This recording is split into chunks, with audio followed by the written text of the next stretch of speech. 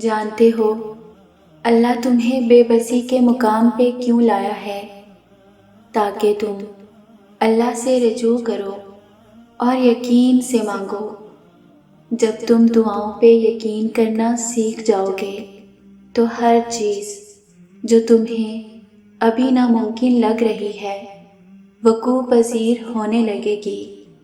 جو چیز نصیب میں نہیں ہے وہ بھی تم پا لو گے۔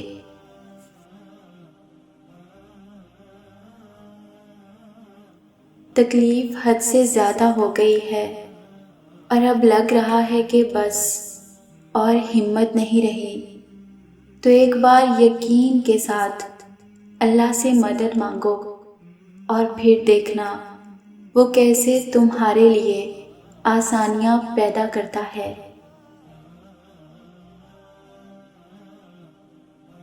اگر تو کبھی زندگی میں ایسی تکلیفوں سے گزرو جن کا کبھی گمان بھی نہ کیا ہو تو اطمینان رکھنا کہ اللہ تمہیں راحتیں بھی ایسی ہی عطا کرے گا جن کا کبھی خیال بھی دل میں نہ گزرا ہوگا۔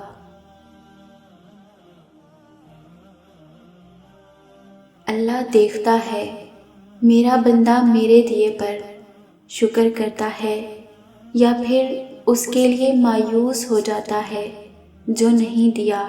پھر جب آپ اس کے دیے پر شکر کر لیتے ہو پھر اللہ آپ کو اس سے بھی نواز دیتا ہے جس کے لیے آپ کب سے اللہ کو پکار رہے تھے۔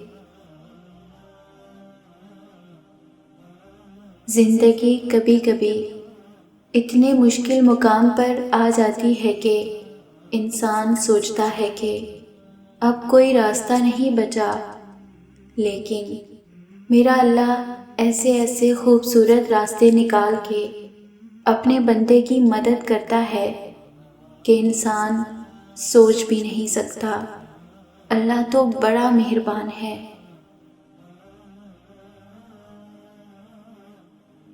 دیر لگے گی مگر صحیح ہوگا، تمہیں جو چاہیے وہی ہوگا۔